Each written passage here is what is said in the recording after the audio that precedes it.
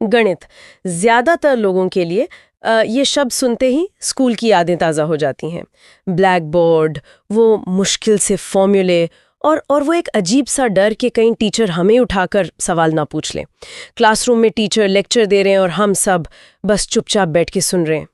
ये एक बहुत ही आम और सच कहूं तो थोड़ी डरावनी सी याद है। बिल्कुल, और यही वो पारंपरिक तरीका है जिसे शिवनारायण का शोध पत्र जड़ से बदलने की बात करता है। ये तक्षशिला गणित की एक ऐसी अवधारणा सामने रखता है जो सीखने सिखाने के इस पुराने ढर्रे को पूरी तरह पलट देती है। पूरी तरह से? हाँ, मतलब ये उस पुराने सिस्टम को बदल देता है जहां टीचर बोलता है और बच्चे सुनते हैं। यहाँ फोकस इस बात पर है कि छात्र अपना ज्ञान खुद कैसे बनाएं। तो आज की हमारी चर्चा का मकसद बिल्कुल साफ है। हम शिव नारायण के इस शोध पत्र के आधार पर तक्षशिला गणित की दुनिया को समझने की कोशिश करेंगे। यह है क्या, इसमें मोटर साइंस का इस्तेमाल कैसे होता है और सुनकर नहीं करके सीखने का असली मतलब क्या है। और हम बातचीत में ब्रेन पेज, मिनिएचर स्कूल और साइकोलॉजी रिहर्सल जैसे कुछ भारी भरकम लगने वाले शब्दों को भी आसान भाषा में समझेंगे। तो चलिए इस चर्चा की शुरुआत उस जड़ से करते हैं जहां से ये सारी समस्या शुरू होती है। ठीक है।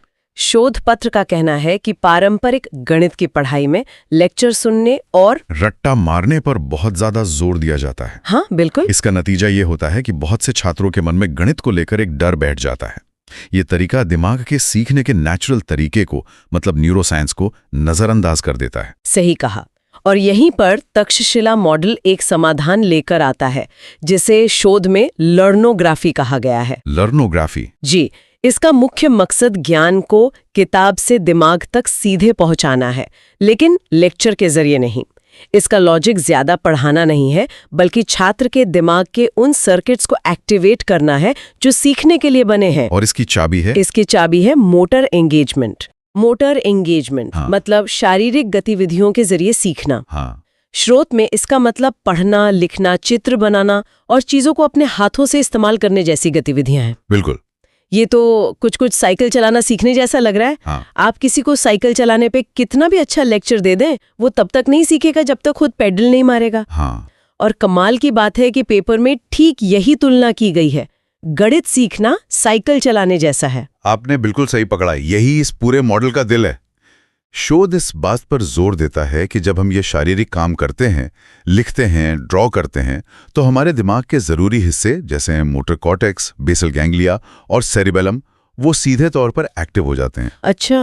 ये दिमाग के वो हिस्से हैं जो करने से सीखते हैं, सुनने से नहीं। इसी प्रक्रिया से दिमाग में मजबूत ब्रेन पेज मैप्स बनते हैं। ज्ञान सिर्फ एक याद की भी जानकारी नहीं रहता, बल्कि वो शरीर की समझ का हिस्सा बन जाता है। ठीक है। तो एक छात्र क्लास में आता है गणित से डरा हुआ।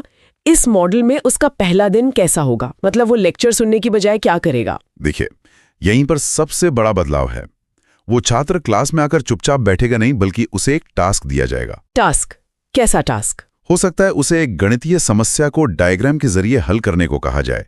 जब वो अपने हाथ से उसे ड्रॉ करेगा, लिखेगा, तो वो असल में अपना ब्रेन पेज बना रहा होगा। Brain page. शोध में इसे मोटर एनकोडेड मेंटल मॉडल कहा गया है, जो सुनने में बहुत टेक्निकल लगता है। हाँ, है थोड़ा।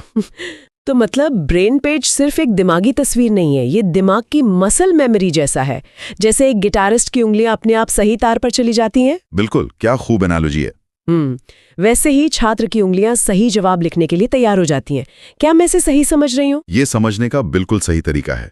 ब्रेन पेज ज्ञान का वो रूप है जो आपके शरीर में बस जाता है। वाह। और जब वही छात्र परीक्षा में उत्तर लिखता है, तो उस कागज को जीड पेज कहा जाता है। जीड पेज? जी। और वो जीड पेज हवा से नहीं आता, वो उसी ब्रेन पेज की मसल मेमोरी से निकलकर उंगलियों के जरिए कागज पर उतरता है।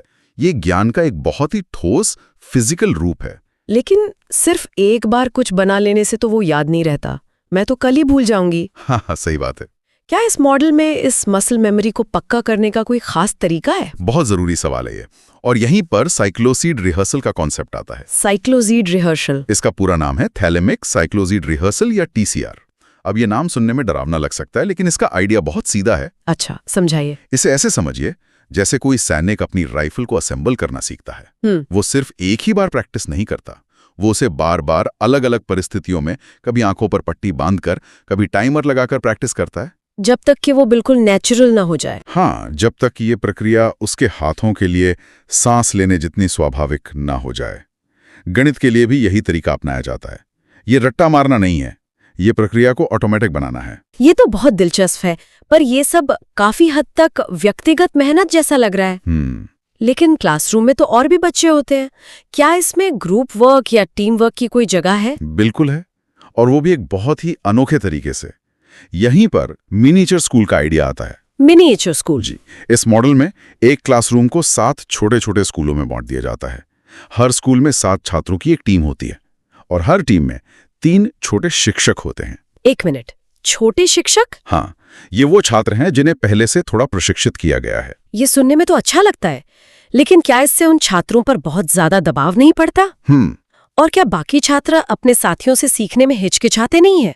मतलब प्रैक्टिकली ये कैसे काम करता है? ये एक जायज चिंता है, लेकिन यहाँ पर सिस्टम बहुत व्यवस्थित है। शिक्षक की भूमिका पूरी तरह बदल जाती है। वो अब लेक्चरर नहीं, बल्कि एक टास्क मॉडरेटर बन जाता है।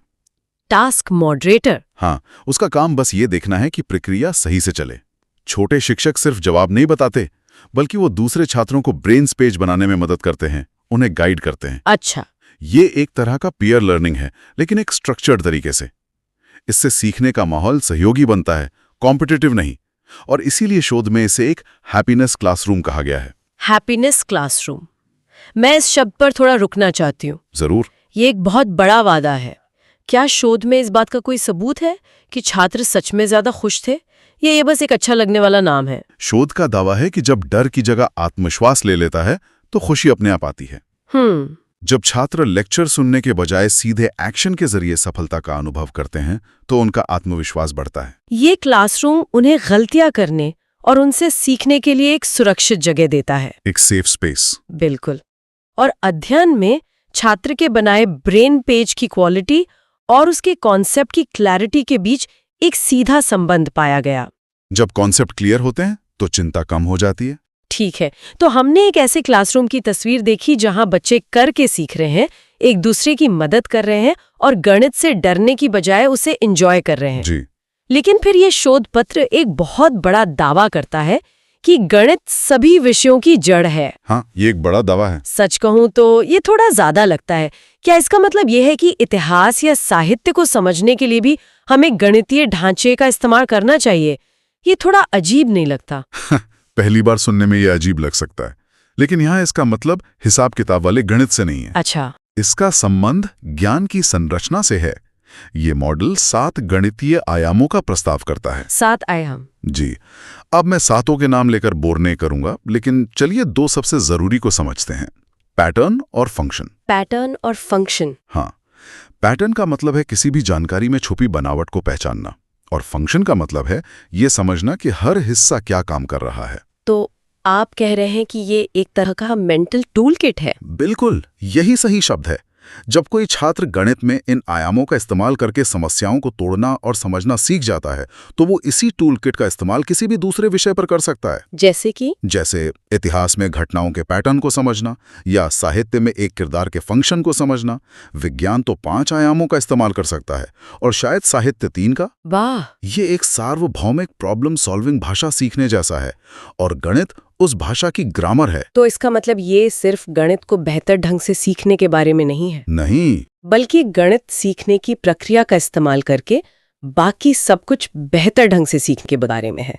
ये तो सोचने का पूरा नजरिया ही बदल देता है। बिल्कुल। अब मुझे समझ आ रहा है कि छोटे शिक्षक कैसे दूसरे विषयों में भी मदद कर सकते हैं। एकदम सही।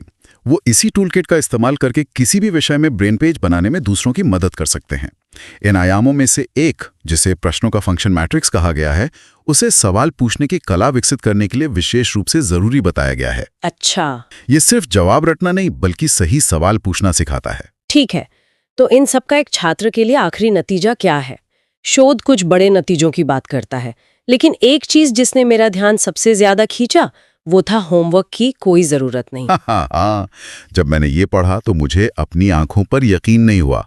ये तो हर छात्र और माता पिता का सपना है। बिल्कुल। ये कैसे संभव हो सकता है? क्या क्लास में ही इतनी प्रैक्टिस हो जाती है? हाँ, इस मॉडल का दावा यही है, चूंकि सीखना इतना कुशल और केंद्रित है और साइकोलॉजी रिहर्सल के जरिए ज्ञान को पक्का कर दिया जाता है, इसलिए घर पर अतिरिक्त अभ्यास की जरूरत ही नहीं पड़ती। तो सब कुछ क्लास में ही हो जाता है। सब कुछ क्लास के समय में ही पूरा हो जाता है।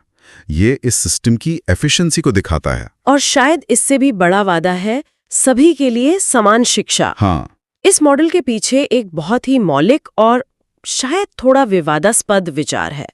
वो ये कि सीखने के मामले में सभी दिमाग एक जैसे हार्डवेयर के साथ आते हैं। जी। ये बोलने वाले मॉडल के बिल्कुल विपरीत है, जहां सब कुछ शिक्षक की समझाने की कला पर निर्भर करता है। यहाँ दावा है कि अगर सिस्टम सही है तो हर कोई अच्छे ग्रेड ला सकता है। ये वाकई एक बहुत बड़ा दावा है और ये पत्र इसे शिक्षा में एक मौलिक बदलाव की तरह पेश करता है।